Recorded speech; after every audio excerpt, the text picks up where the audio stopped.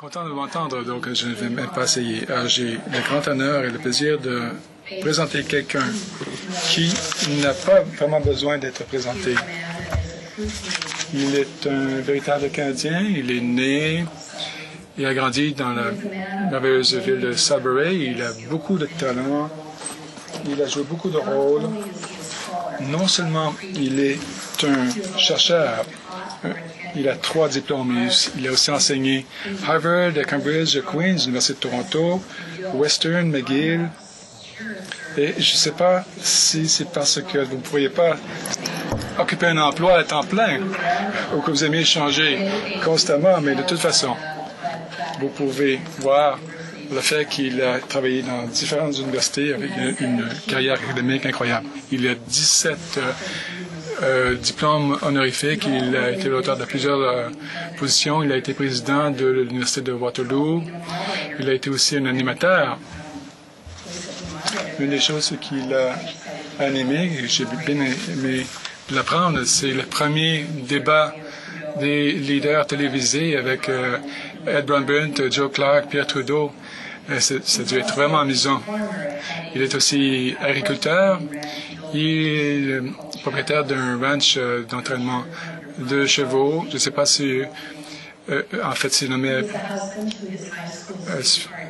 d'après le nom d'une de votre filles. Donc, il a 5 filles et 8 petits-enfants.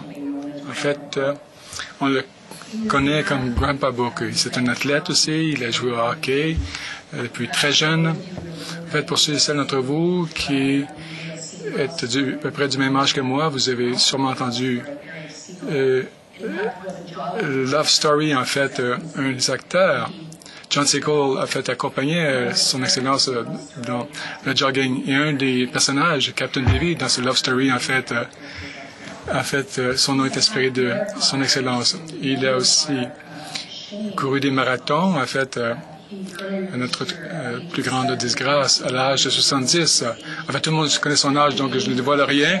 Je ne suis pas impoli. Donc, à l'âge de 70, il a complété un demi-marathon.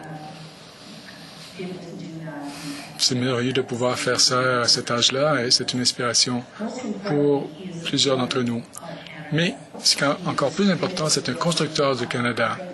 Il s'est engagé à construire notre grande nation, ville par ville, quartier par quartier. Il va parler un peu du concept de construction de granges communautaires. Et il appuie fermement le secteur charitable et non-profit.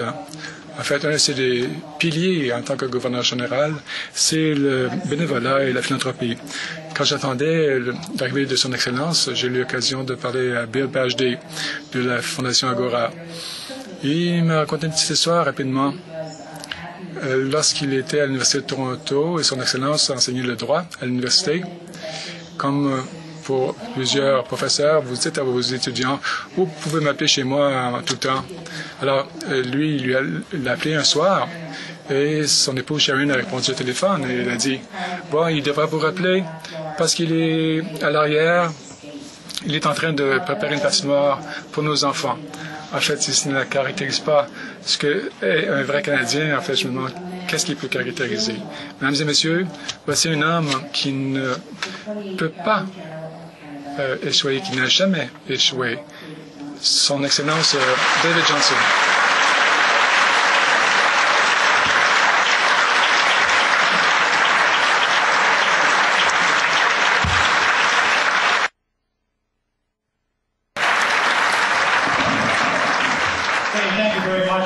Merci beaucoup. Avec ce commentaire, je ne peux pas travailler à temps plein. En fait, c'est pas tout à fait ça, mais je pense que je suis bien entouré ici. Je suis vraiment content d'être ici avec vous pour partager cette cause formidable. Ce poème merveilleux aussi récité par notamment en 2 langues officielles, en fait. C'est toute une déclaration, en fait, par rapport à notre pays. Je lisais une biographie de John et Pauline Vanier par Marie-Francine Côté, très bon ouvrage. Et M.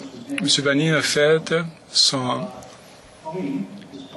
C'était Pauline Archer, son père était Charles Archer, un juge de la Cour supérieure du Québec, et sa mère était de la famille Salaberry. Un des ancêtres, en fait, avait mené une bataille victorieuse à Châteauguay. En fait, un des mouvements les plus émouvants dans ma vie, une soirée à Montréal lorsque leur fils Jean Vanier a reçu le prix de Royal Bank pour son travail auprès d'une communauté d'adultes en difficulté, des gens avec de sérieux handicaps. En France, il y avait plus de 1000 personnes dans la salle pour la remise du prix. Et parmi l'auditoire, il y a peut-être 75-100 personnes avec des handicaps lourds présents. Et un de ces adultes, en fait, lourdement handicapé, est venu au podium et a resté la prière de marche pendant 4 minutes sans aucune note aide-mémoire, avec beaucoup de difficultés. Et à la fin, il est éclaté en larmes. Et il y a, en fait, c'était le silence, c'était vraiment émouvant. Alors, je remercie l'organisation qui a créé un des meilleurs secteurs au monde, en fait, de vous inspirer. Vous êtes vraiment incroyable, comme diraient mes enfants. J'aimerais remercier Martial, surtout, président, directeur général du Canada, pour me donner l'occasion de parler, et aussi pour insuffler son leadership dans l'organisation. En fait, Imagine Canada est devenu un organisme de première ligne, non seulement de recherche, mais aussi pour la défense et la promotion du secteur. On parle d'une nation, en fait, intelligente, mais aussi généreuse et compatissante. Il y a 3 piliers: philanthropie et bénévolat. Deuxième, c'était les familles, les enfants. Et troisième, c'est l'innovation. L'innovation, en fait, ça doit être fait de façon intelligente, mais aussi avec compassion, générosité. Alors, comment combiner générosité et intelligence pour améliorer l'avenir? Je vais vous parler de l'importance du bénévolat et de la philanthropie dans nos communautés. Vous êtes tous des gens dévoués qui avaient conclu il y a déjà très longtemps que pour qu'une communauté se porte mieux, on doit jouer un rôle actif. Si on détecte un problème dans la communauté, on doit faire quelque chose pour régler le problème. Je viens de lire le rapport de l'Agence des Nations Unies pour le développement sur le bénévolat et l'année du bénévolat. Et j'étais vraiment frappé par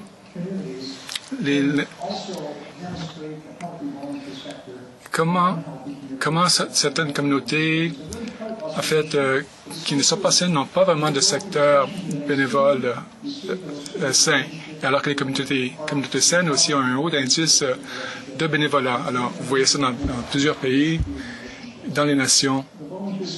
Alors, l'esprit de bénévolat et l'effort de bénévolat, en fait, c'est ça qui crée des communautés prospères. L'année dernière, j'ai rencontré des représentants de Pathways to Education Canada à Toronto. Les participants, bénévoles et administrateurs parlaient tous de la façon dont Pathways avait eu une influence sur leur vie. Pour vous donner une idée, le but de leur programme est de s'assurer que tous les jeunes, peu importe leur situation sociale ou économique, peu importe le lieu où ils sont nés, aient la même occasion pour réussir à l'école. Et ça, on ne peut pas le nier. À travailler avec les gens du système scolaire et grâce aux efforts de bénévoles dévoués, le taux de décrochage est passé de 56 à 12 %. De plus, 80 % des diplômés fréquentent les collèges ou l'université. C'est toute une réussite. De 56 à 12 % nombre d'étudiants. Et ces résultats découlent de Regent Park, le premier emplacement, et Pathways a repris son succès dans 5 autres communautés de l'Ontario et du Québec en 2007. Ces bénévoles et le personnel ont bâti une organisation à partir de requins, ont transformé un voisinage agressif en un voisinage qui offre un meilleur avenir pour les enfants. Comme vous voyez, les Canadiens répondent à l'appel, contribuent non seulement au bien-être national, mais aussi à notre bien-être économique. Le secteur tient compte de 7% du PIB et 11% de la population active au Canada et ces nombres continuent de grossir. Ce rassemblement, qui découle des discussions qui se sont tenues au Canada, comme Marcel l'a expliqué tantôt, est une occasion de célébrer le succès que nous avons et pour apprendre aussi comment nous améliorer. Les 4 priorités énoncées dans le sommet sont tout essentielles à l'avenir du secteur et je suis très heureux de voir ces enjeux discutés ouvertement avec tant d'enthousiasme. Devant les membres du Canadian Club de Vancouver. À cette occasion, j'ai exposé 10 défis qu'il nous faudra relever, aussi bien à titre individuel qu'en tant que société bienveillante, pour améliorer le bénévolat et la philanthropie au pays. Aujourd'hui, j'aimerais focaliser votre attention sur l'un de ces points, par ailleurs liés à ce sommet, soit le professionnalisme et le recrutement. En d'autres termes, les bonnes personnes possèdent les compétences voulues et travaillent pour une cause commune, accomplissent de grandes choses. Parallèlement à l'ampleur que prend progressivement le secteur bénévole, celui-ci devra pouvoir compter de plus en plus sur les compétences de personnes talentueuses, des personnes qui, dans leur travail, ont à cœur d'aider les gens dans les besoins et de bâtir une organisation viable, ou, si vous préférez, des miracles ordinaires peuvent être accomplis lorsqu'on travaille en bonne compagnie pour les bonnes causes. Cela dit, comment pouvons-nous recruter et retenir un personnel qualifié et talentueux? Nul n'ignore que nombre sont ceux qui quittent le secteur bénévole pour poursuivre des carrières dans les secteurs privés ou publics, attirés par la promesse d'offres salariales plus alléchantes et d'une meilleure sécurité d'emploi. This brain drain away from non-profits. Cet exode veut dire que des organisations placent des gens qui croient fortement à cette cause qu'ils se desservent. Par contre, il se fait du changement. Dans une période de restriction, le secteur à but non lucratif peut même faire concurrence avec les secteurs publics et privés pour avoir des compétences éprouvées. Le Canada et Imagine Canada est une organisation qui a développé des idées et présenté de nouvelles politiques sur la façon d'attirer de nouvelles recrues. Mon propre point de vue est fondé sur les 7 éléments moteurs d'Imagine Canada. Entre autres, il parle de transparence accrue, d'imputabilité et de communication à l'impact. Laissez-moi vous parler et vous dire quelques mots sur chacune de ces idées pour les utiliser et aider à recruter les employés. Le secteur à but non lucratif doit être transparent dans ses objectifs. Un employé voudra savoir exactement ce que l'organisation fait, quels sont ses buts, et, chose encore plus importante, comment lui cadre dans cette organisation. Quel rôle voudrait-il jouer? Plus une organisation est ouverte, plus elle pourra recruter du personnel engagé et novateur. L'imputabilité fait suite à la transparence dans le recrutement, en ce sens que le secteur à but non lucratif doit pouvoir répondre à ses dépenses et sa façon d'atteindre ses objectifs. On doit fournir un environnement de travail important et riche, doit offrir des occasions aux employés d'apprendre, de s'épanouir et d'acquérir de nouvelles connaissances. Cette imputabilité envers les employés s'assurera qu'à court terme, ils sauront contribuer au secteur à but non lucratif. Enfin, pour maintenir l'effectif à long terme, il faut regarder le troisième point, c'est-à-dire communication de l'impact. Après un projet, une campagne de financement, une campagne de sensibilisation est terminée, il faut évaluer l'effet que l'initiative a eu sur l'objectif général de l'organisation. Il est aussi important de reconnaître le succès des individus au cours de la démarche. Recrutement, imputabilité et communication de l'incidence, si tout est bien effectué, va établir une confiance entre l'organisation et l'employé. J'ai parlé de l'idée de confiance à plusieurs reprises au cours de la présente année, en spéculant que la confiance entre l'organisation et la communauté est importante pour réussir une campagne de financement et pour améliorer le profil public. Mais la définition ultime de la confiance consiste dans 3 niveaux de cercle concentrique. D'abord, la confiance entre l'organisation et le public. Il doit y avoir aussi confiance entre les partenaires de l'organisation. Et enfin, une confiance interne qui doit se raffermir entre l'organisation et le personnel. Donc, nous sommes tous des bâtisseurs de la confiance. Nous comptons l'un sur l'autre pour renforcer l'autre. Si on regarde les problèmes dans le monde aujourd'hui, C'est une idée qui est souvent difficile à établir au fil des ans et si les conditions prévalent. Alors, les gens veulent se sentir et veulent croire que leur contribution est appréciée, mais qu'elle est aussi reconnue comme étant essentielle pour atteindre les objectifs. De cette façon, les employés sont inspirés, vont demeurer au sein de l'organisation et travailleront en son nom. Les discussions que vous aurez au cours des prochains jours vont explorer des idées novatrices sur la façon d'attirer et de retenir le personnel. J'espère que ces délibérations vont aussi mener à une nouvelle définition de professionnalisme dans le secteur pour refléter les changements dans notre société. Une façon, et je suis très heureux de voir, c'est par la stratégie de mobilisation nationale d'Imagine Canada. Michel Gauthier, vice-président de la mobilisation communautaire et de politique publique, a dit que très peu de ces questions peuvent être réglées en isolation. La stratégie donne aux organisations la chance de collaborer à de nouvelles idées, d'apprendre l'une de l'autre et de mettre en commun les ressources et de les partager. De cette façon, vous aidez à définir la conduite professionnelle du secteur but non lucratif dans le contexte du monde en évolution. Vous connaissez tous les changements qui se passent dans le secteur et dans la société. La mondialisation et les troubles économiques récents offrent des défis et des occasions. Mais il y a aussi une modification de la démographie. With the population aging, we have to find means to ensure future sustainability as our leaders, today's leaders, retire from the volunteer sector. That's the reason why I'm convinced that we must count and rely on the youth who have already proven their value. D'un bout à l'autre du pays, des gens qui ont déployé des efforts exceptionnels pour faire de notre pays un pays averti et bienveillant. En tant d'autres dont j'ai entendu parler, une multitude de gens prennent les choses en main, en mettent sur pied des organisations au sein de leur communauté et ce, de leur jeune âge. Not surprisingly, these youth-led organizations. Il ne faut pas se surprendre que ces organisations ont répondu aux besoins des jeunes gens. Violette Aike de la Fondation de Laidlaw a exploré l'engagement des jeunes dans le secteur à but non lucratif et a écrit que les jeunes membres du personnel comprennent leur culture, créent des programmes plus attrayants et s'identifient aux problèmes des jeunes de façon plus efficace.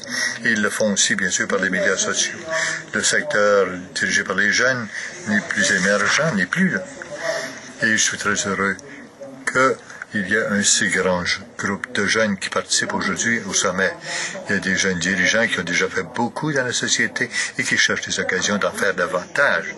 Je pense qu'à ma première visite officielle en Nouvelle-Écosse et avoir rencontré les membres des Premières Nations Membertou, eux aussi se sont adaptés au changement et ont voulu accepter d'étudier à l'Université du Cap-Breton. Ils se sont renseignés sur les mathématiques, les sciences et l'histoire, mais aussi se sont renseignés sur leur propre culture et leur langue. Ils ont appris à propos de l'histoire de 400 ans des Premières Nations Membertou. Et la clé du succès commence par le fait que les jeunes s'identifient dans leur propre endroit et ils s'en enorgueillissent. Et ils doivent tenir compte de leurs valeurs et de leur culture, ils doivent bâtir ça pour élaborer et développer des compétences. Ce n'est qu'un exemple de l'évolution qui prend place dans l'éducation des Autochtones, qui reflète l'évolution dont il faut être au courant dans le secteur à but non lucratif. Quelques mots au sujet de cette idée de place, à savoir où on se sent chez soi et où quelqu'un peut bien fonctionner de façon efficace. Je me rappelle lorsque j'étais de l'âge des jeunes ici, que j'avais 18 ans, j'avais grandi dans une petite communauté du nord de l'Ontario et je me suis retrouvé dans ma première année de Harvard, que j'aimais mon bien-aimé Harvard, mais les premières semaines étaient un peu difficiles parce que je me sentais un peu comme un poisson hors de l'eau. Le premier document, la première dissertation que j'ai fait, et j'ai eu une note de D-, et je ne pensais pas qu'on donnait une telle note. Et ensuite, j'ai voulu faire partie du Glee Club. Je chantais dans une chorale et les concurrents étaient tous des diplômés récents de l'opéra. Alors, j'ai pensé que j'étais un bon choralière au secondaire et à la première pratique, on m'a dit, les choralières, mettez-vous ici. On était 23. Il y en avait des types assez costauds. Alors, il a attaché un pneu au but 40 verges. À 40 verges d'où on était, il a dit, lancez-moi le football dans ce pneu. Je ne pouvais pas lancer un football à 40 verges, même si j'avais un ouragan dans le dos. Alors, imaginez-vous ce que le premier a fait. Il a lancé le ballon, a frappé le pneu. Quelques jours plus tard, je me sentais plutôt triste et esselé. Et je souvenais une belle rue, une de ces foyers du genre de l'Angleterre, et il y avait une enseigne touristique en bleu et en or qui disait Henry Wadsworth Longfellow a demeuré et a travaillé ici. Longfellow, je vais parler Longfellow. Il me semble me rappeler. Me rappelle d'un poème de Hiawatha. Alors, je suis allé à l'intérieur et j'ai appris l'histoire, comment Longfellow, professeur de Harvard, avait écrit cette chanson de Hiawatha. Et il y avait un type qui venait de Chicago, puis il faisait de la recherche sur les peuples autochtones, et il était débarqué au Sault-Sainte-Marie, où les vaisseaux à vapeur faisaient le plein avant de s'en aller sur le lac supérieur. Et sur le quai, il a entrepris une conversation avec William Schoolcraft Johnson, mais qui avait été un élément du poste de traite. Et Johnston avait épousé une princesse Ojibwe qui ne parlait ni français ni anglais, mais lui parlait le Ojibwe.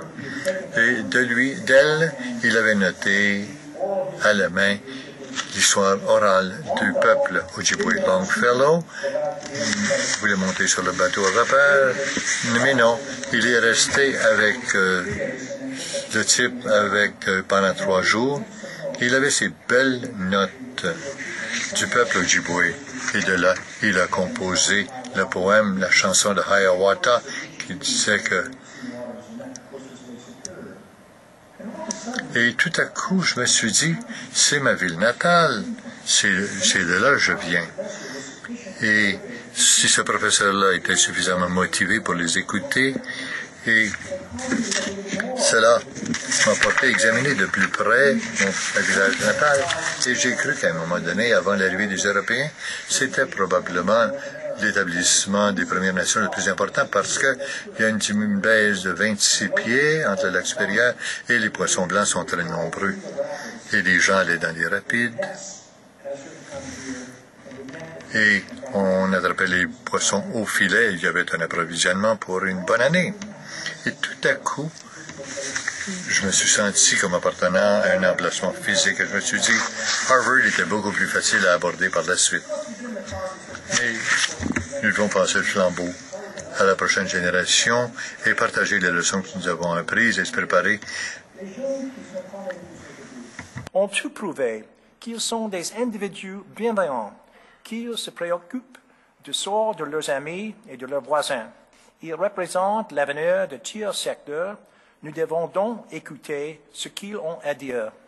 Nous devons intéresser davantage les gens du secteur non lucratif, tout comme nous devons encourager les chefs d'entreprise, les personnalités, les néo-canadiens et d'autres à se joindre à ce secteur. Pourquoi bâtir sa carrière, sa vie, dans une organisation sans but lucratif? La réponse est simple.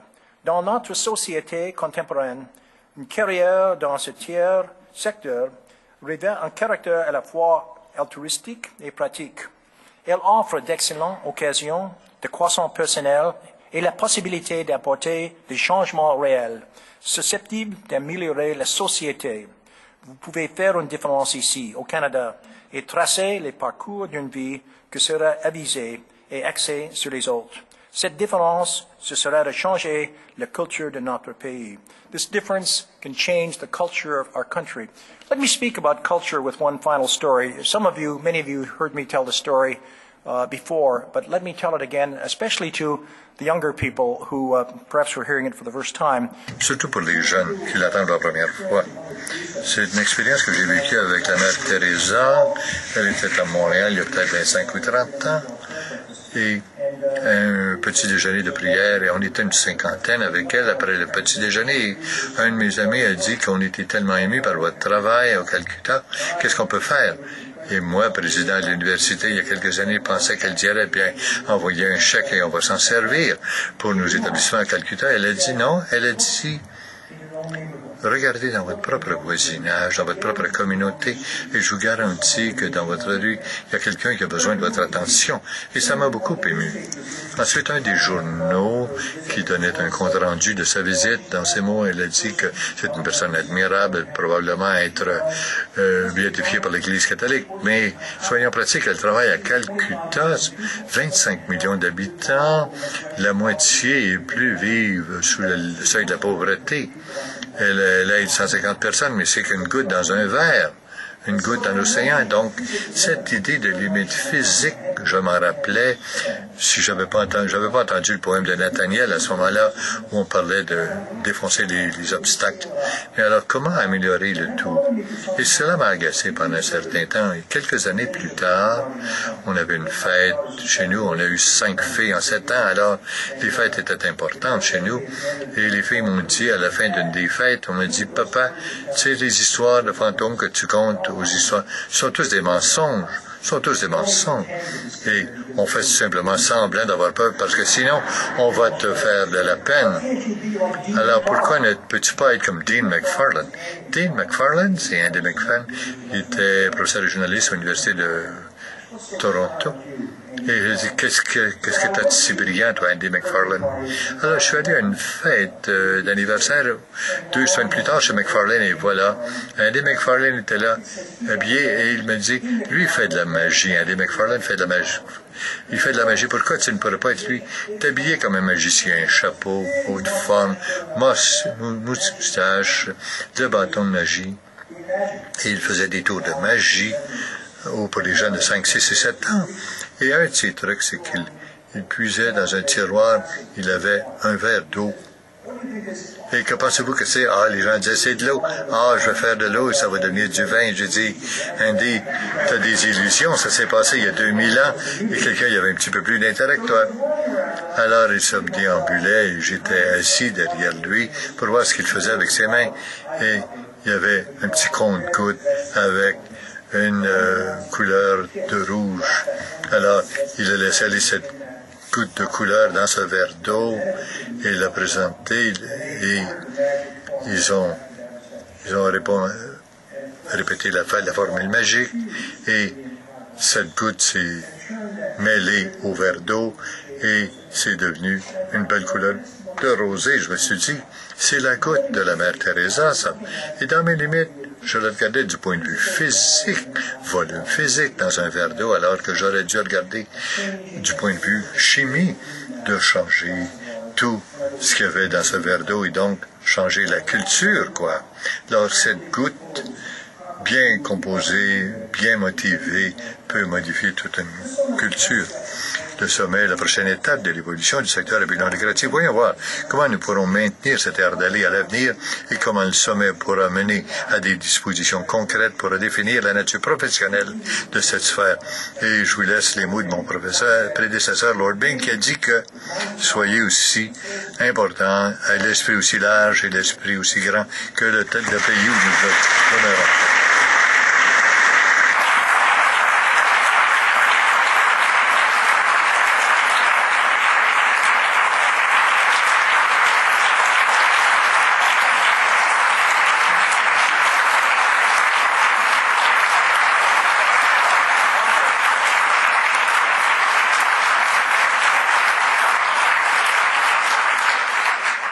So the Governor General has agreed to answer a few questions. Le gouverneur général a accepté de répondre à quelques questions et j'inviterai Marina Boulos, PDG de la Fondation communautaire du Grand Montréal, de poser des questions au gouverneur général qu'on a reçues en direct et des participants en salle.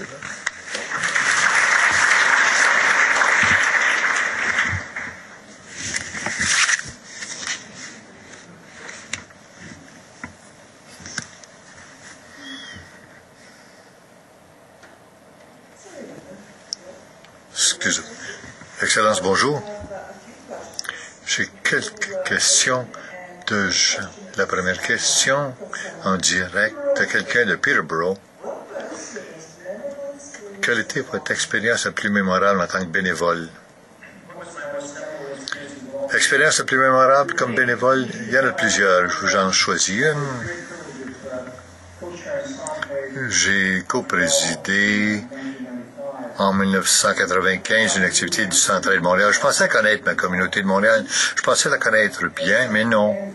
Et en visitant les secteurs dans le besoin, c'était un peu comme cette goutte de teinture rouge dans le verre d'eau. Le quart des jeunes garçons de 5 ans, 6 ans dans l'est de Montréal qui voulaient apprendre. Les conditions à la même préparation étaient qu'ils ne pouvaient pas vraiment apprendre dans le sens propre du mot. Et j'ai vécu cette expérience et je pense que cela m'a fait comprendre qu'on peut vivre de façon très isolée, mais si vous êtes exclu des besoins de votre communauté, c'était vraiment un moment de la Mère Teresa. Question suivante. Les jeunes dirigeants sont souvent frustrés par le système. Comment peut-on créer un changement pour leur permettre de lancer leur propre initiative ou modifier le secteur social dans son ensemble? Question très sérieuse. Comment traiter? J'ai passé les 12 dernières années dans le comté de Waterloo et qui est connu pour ses innovations en technologie, BlackBerry et tout. Une des aspirations de Rosemary Smith. Rosemary est la présidente de la Fondation communautaire de Waterloo.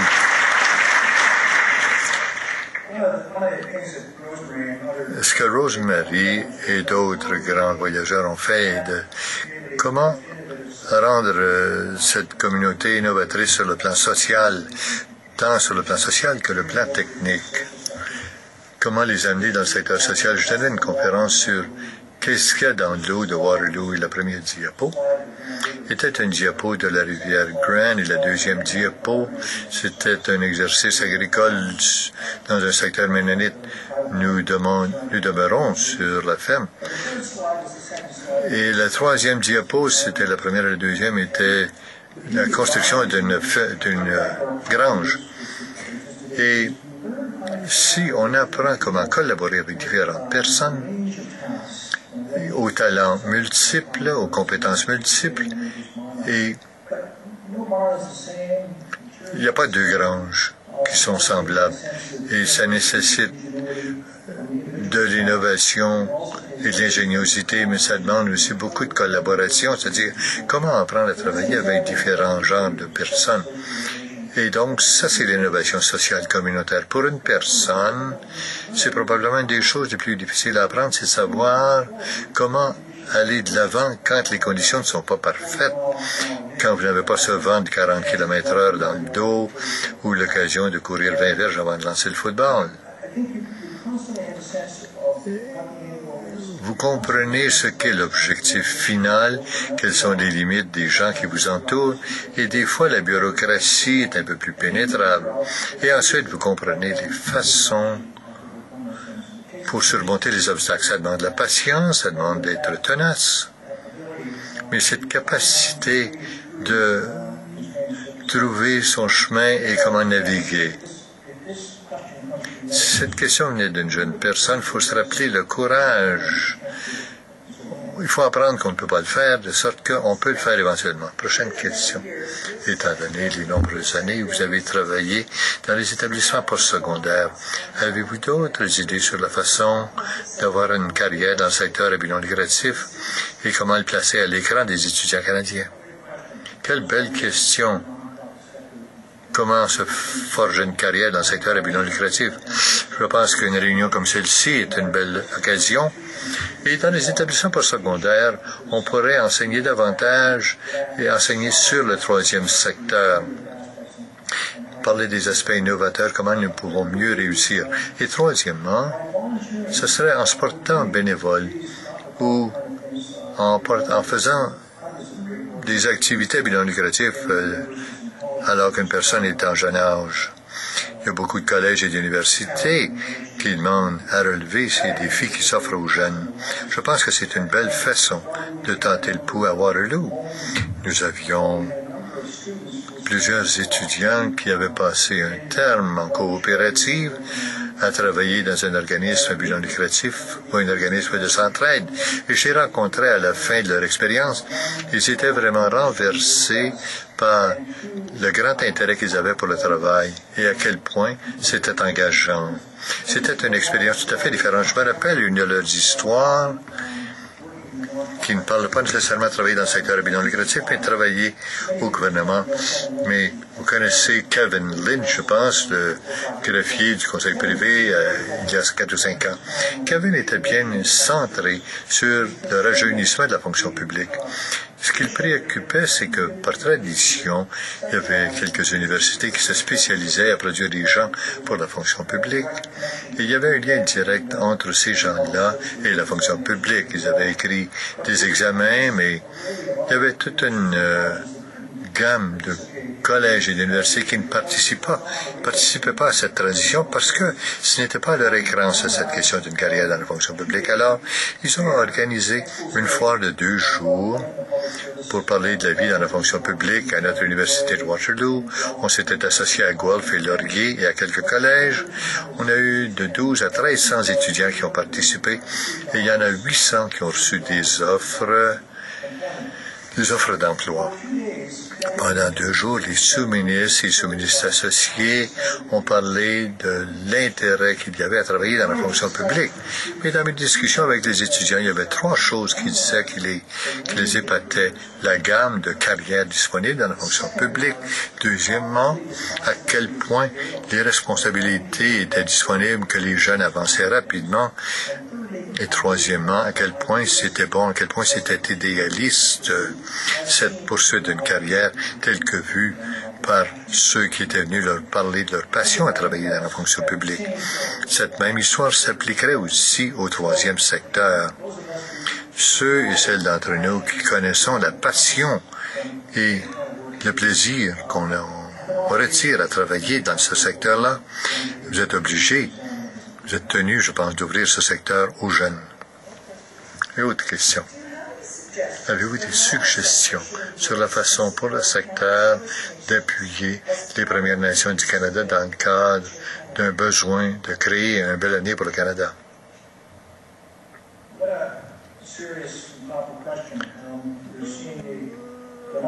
Nous voyons ce dilemme de la Kakopuskat, des conditions terribles de vie. Je ne pense pas que nous pourrions tolérer une telle situation dans notre pays ou ailleurs. J'ai souvent pensé que le sort de nos Premières Nations et de nos Autochtones sont un enjeu interne très important parce que notre pays offre de belles possibilités d'égalité. C'est un pays plein de promesses et c'est peut-être vrai dans plusieurs peuples des Premières Nations, mais qu'est-ce qu'on pourrait faire? Je suis très intrigué par Sean Atleo, grand chef des Premières Nations, et il est tellement concentré sur l'avenir et l'éducation de ces gens. Et c'est tellement conforme aux valeurs canadiennes. Les Canadiens ont travaillé aux possibilités d'égalité plus que toute autre société au monde. Et vous connaissez les statistiques à cet égard. Donc, combler le vide, comment s'y prendre, comment le faire, en renforçant, en appuyant les dirigeants comme Sean Atleo.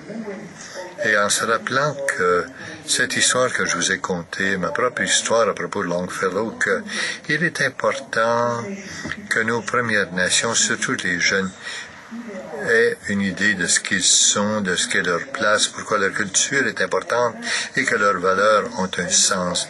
Ensuite, pour les encourager à aller de l'avant et à perfectionner les compétences, leurs connaissances pour qu'ils puissent fonctionner dans un monde bien différent de leur monde traditionnel. C'est un exercice dynamique, stimulant, d'adopter ce qui est neuf et de l'adapter à leur culture. Mais il ne faut pas traiter non plus ces questions comme étant des questions qui sont loin de nous. C'est tout près de nous. Alors sommes-nous une nation vraiment qui croyons à l'égalité de chance.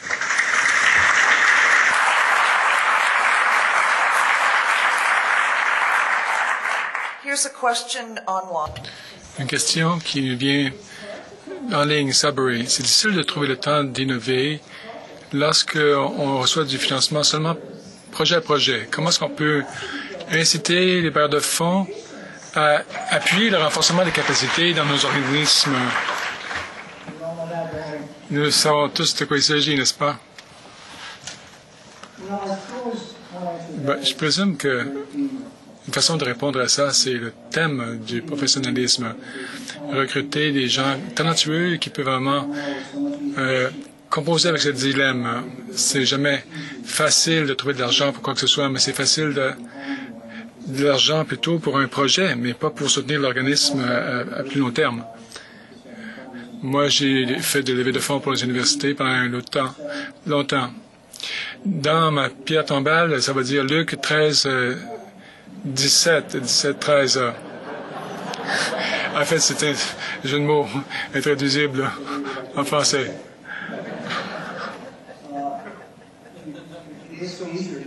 Alors, c'est plus facile dans le monde universitaire de lever des fonds pour des projets ponctuels plutôt que pour des activités de base. Alors, il faut s'efforcer constamment pour s'assurer que ceux qui sont enclins à appuyer notre secteur comprennent que les gens ont besoin de certaines fondements, des besoins essentiels pour pouvoir faire des projets spécifiques. Et aussi, il faut démontrer par le biais de cette confiance envers l'organisme que l'organisme est bien géré, que l'organisme est transparent, ouvert. Oui, bien sûr, il faut avoir un professionnel pour mener les dossiers si on veut se livrer aux choses plus innovatives. Il faut avoir une vue à plus long terme, très long terme en fait. Quels sont les défis de recruter, en fait? Les défis de recruter et de mener en poste du personnel, c'est des attentes dans le public et dans les médias que le personnel dans le secteur devrait travailler au salaire de base, au minimum ou moindre. Comment est-ce qu'on peut changer cette perception? Alors moi, j'aime bien raconter des histoires. Je vais vous en raconter davantage si j'avais eu plus de temps. Mais lorsque je parle de professionnalisme, je me rappelle d'une première révélation à ce sujet. J'avais 14 ans, je crois. Je jouais au hockey à Sault-Sainte-Marie. Bon, on apprend à jouer, à patiner avant d'apprendre à marcher à Sault-Sainte-Marie. Je jouais pour une équipe dans la partie est de la ville. Alors, tout mon équipement était de seconde main, même de troisième main. Et il y a une équipe de l'autre côté de la ville qui m'a recruté. En fait, une équipe qui a remporté le championnat juvénile. En fait, je suis allé les voir dans la première pratique avec cette nouvelle équipe et j'ai laissé tomber mon sac sur le sol. Et il y avait un entraîneur que je n'avais jamais vu avant. Je n'avais jamais vu d'entraîneur. Et il faisait signe non comme ça avec sa table avant même que j'embarque sur la glace. Alors, il dit où tu as obtenu ces détritus dans ton sac? Oui, ce n'est pas bon cet équipement. Alors, viens avec moi. Et dans la salle de change, il y avait une écriture qui disait traitez-les comme des professionnels, ils vont jouer, ils vont agir comme des professionnels. En fait, je pense que ma performance s'est améliorée de 60% à cause de ce nouvel équipement qu'on m'avait donné gratuitement. C'était des dons qui avaient été faits par des commanditaires, je pense. C'est ma définition de leadership, c'est de reconnaître que vous êtes totalement dépendant envers les gens qui vous entourent. Et il faut garder à l'esprit qu'en tant que chef de file, vous êtes la personne qui est recrutée, normalement, qui maintient en poste et conserver ces gens-là et les former. Donc, ce faisant, vous devez vous assurer qu'ils soient rémunérés de façon équitable pour le travail. Et ça nous ramène à la question précédente. Comment est-ce qu'on peut trouver les ressources pour pouvoir s'assurer qu'on puisse rémunérer les gens de façon adéquate pour qu'ils puissent maintenir un poste dans notre secteur de bienfaisance au semble lucratif, tout en élevant une famille. C'est un défi pour le leadership, bien sûr. Mais on ne doit pas traiter ces gens comme si c'était des amateurs et de leur donner un équipement qui ne leur permettrait pas d'atteindre les objectifs escomptés. Je pense que c'est la dernière question en ligne d'Alberta. Quelles sont les meilleures façons, ou certaines des meilleures façons de mobiliser les jeunes leaders dans les organismes où il y a des limites en termes de temps et financières et de ressources? Je pense qu'on doit s'en remettre à leur ingénuité. Tous les organismes ont des limites point de vue temps et financière. 24 heures par jour seulement, les budgets sont toujours limités. Alors, je pense qu'on doit s'en remettre à l'ingénuité. Le génie, l'ingénuité. la débrouillardise, en fait. Il y a Stephen Wallace, qui est au bureau du gouverneur général. Stephen, si vous voulez lever la main, s'il vous plaît. Personne brillante à plusieurs égards. Il a entré dans ses fonctions le 1er octobre et il a fait un examen stratégique du bureau du gouverneur général qui n'avait jamais été fait par le passé. C'est surprenant.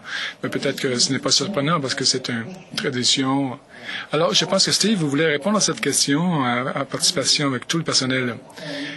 Examiner quelles sont les missions de base de l'organisme. Comment mieux focaliser sur ces initiatives qui sont les plus adéquates pour soutenir cette mission? Et comment pouvons-nous moderniser nos activités pour faire du mieux qu'on peut avec les limites de temps et d'argent? Alors, pour répondre rapidement, vous appelez les gens qui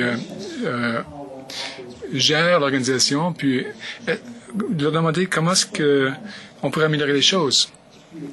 Et en fait, il y a tout un esprit d'accord qui se développe. En fait, les gens comprennent qu'il y a seulement 24 heures par jour et que les budgets sont limités. Et on est limité dans ce qu'on peut accomplir. Comment est-ce qu'on peut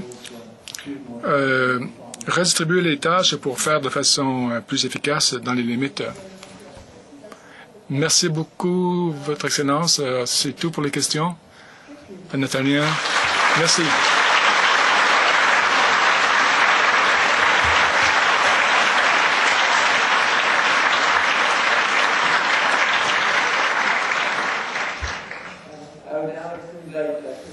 J'aimerais inviter Chris Cummings, un jeune chef de file de Centrale Cambridge et de North Dumfries, pour remercier officiellement le gouverneur général au nom des participants à ce sommet. Mesdames et messieurs, Chris Cummings.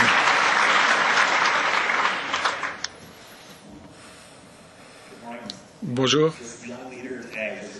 C'est un signe, vous êtes nom de jeune leader, en fait, m'amène à penser que, bon, il y avait un carton ce matin dit cochez ici si vous êtes moins de 30, vous avez moins de 35 ans. Je pense que c'est une question en fait un peu truquée. Non. C'est un privilège pour moi de participer et d'entendre l'allocution de Son Excellence le gouverneur David Johnston. Il a parlé de l'apprentissage, de philanthropie et du bénévolat parmi les principaux thèmes de son allocution. Plusieurs d'entre nous, en fait, ont vu son dévouement dans ce domaine. Au cours des 12 derniers mois, en fait, il a lancé des conférences nationales et organisé des activités pour Imagine Canada, les fondations Philanthropie Canada, Centraide Canada et Bénévole Canada. Et j'en passe. Il est intéressant de réaliser que tous nos organismes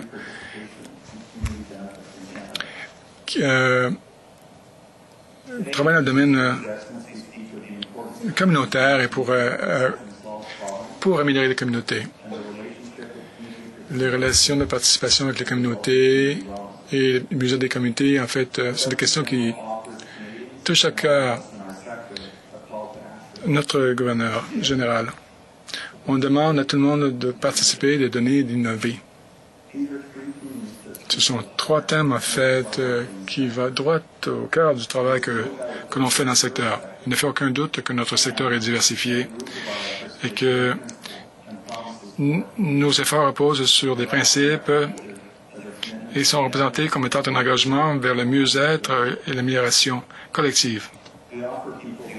Nous donnons aux gens l'occasion de donner de façon volontaire et de participer bénévolement pour contribuer aux collectivités, pour améliorer les vies, pour améliorer les domaines de l'environnement, les arts, la culture, en fait, tout ce qui les tient à cœur, personnellement. Nous aidons les Canadiens à mobiliser leur pouvoir de générosité. Et nous pouvons aussi faire de l'innovation. Les organismes communautaires sont par nature entrepreneurs. On nous demande d'être responsables et de mener des changements, de trouver de meilleures façons de profiter aux collectivités et aux gens. Donc, on est ici pour répondre à cet appel à l'action. Ceci exigera un leadership qui sait s'adapter, ou pour paraphraser Son Excellence, des bonnes personnes avec des causes communes qui font les choses ensemble. Il faut peut-être composer avec des gens, en fait, qui sont prêts à contribuer à leur communauté. Nous devrons travailler de façon différente pour continuer à offrir aux Canadiens et Canadiennes des occasions de continuer à s'impliquer dans les questions qui concernent leur collectivité. L'engagement avec les Canadiens, c'est la meilleure façon de démontrer la responsabilisation et la confiance. Vous faites confiance à quelqu'un que vous connaissez. Nous mettons l'accent sur les mieux-être de la collectivité, de son excellence et de l'organisation organisatrice. Nous avons l'occasion donc de relever les défis de nos secteurs. Avec un peu de temps et avec leadership et l'énergie, nous allons le faire sans aucun doute. Veuillez remercier son excellence pour son appel à l'action.